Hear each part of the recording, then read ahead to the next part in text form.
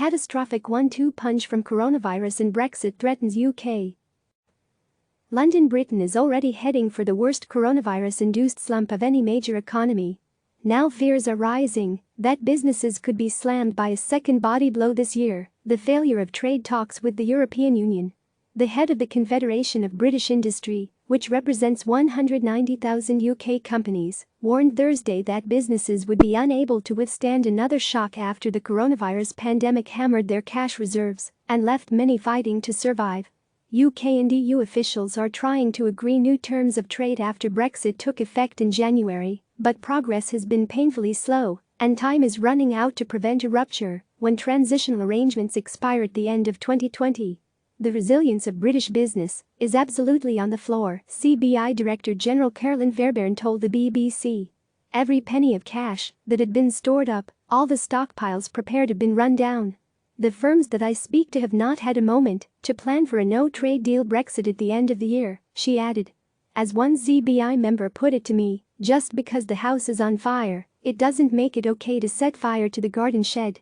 British companies have already borrowed nearly £35 billion, $44.4 billion, under government coronavirus relief programs, according to figures released Tuesday by the UK Treasury. And nearly 9 million people, about 27% of the workforce, are relying on the state to pay all or part of their salary at a cost of £19.6 billion, $22.2 billion, thus far. The United Kingdom is heading for its worst economic crash in more than 300 years because of the pandemic, even as it races towards the self-imposed deadline to get a trade deal with the European Union, its single biggest export market. Major UK companies have already announced more than 75,000 job cuts, with more coming as partial lockdowns and social distancing continue.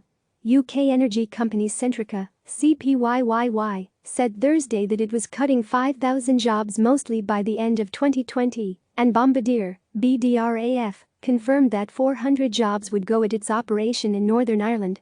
Smaller companies are also being slammed, adding hundreds of thousands of job losses to the total.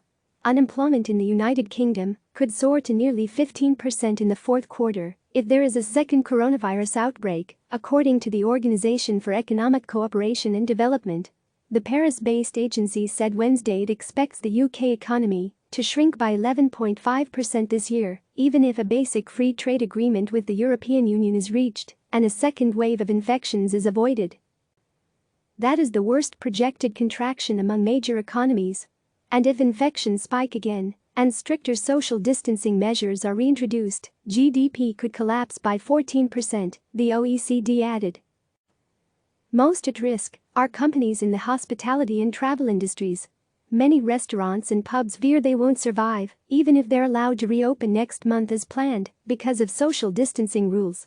Cabinet ministers are now lobbying to have Britain's 2-meter social distancing rule lowered to 1 meter, in line with World Health Organization guidance, according to a government source briefed on discussions. This will be crucial for bars, restaurants and theaters to reopen, and for ensuring that public transport can operate. Travel and tourism businesses are furious about the impact of new quarantine rules introduced Monday that require international arrivals to isolate themselves for 2 weeks. London Heathrow, Europe's largest airport, said Thursday that it is no longer sustainable to protect frontline jobs, as it reported a record 97% fall in passenger numbers in May, compared to the same month last year.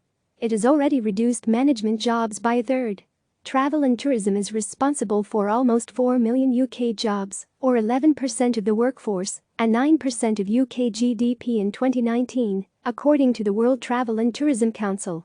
It estimates that 1.2 million of these jobs could be lost in 2020 due to the pandemic. Brexit deadline looms. Given the damage a no-deal Brexit will cause an economy already on its knees, Britain may be left with no other option but to extend the deadline for trade talks. It has until the end of this month to make such a request. Prime Minister Boris Johnson has consistently said he does not want to do this.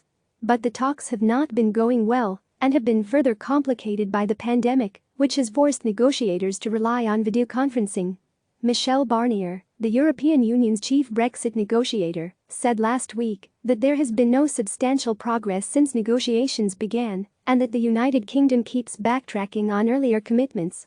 David Frost, chief Brexit negotiator for the United Kingdom, said in a statement that progress remains limited but insisted the talks have been positive in tone. If we have a political timescale that takes us to a brinkmanship deal in December that will be catastrophic for British business, they will not be ready, according to Fairbairn. The CBI set out proposals for a jobs-rich economic recovery in a letter to Johnson on Thursday.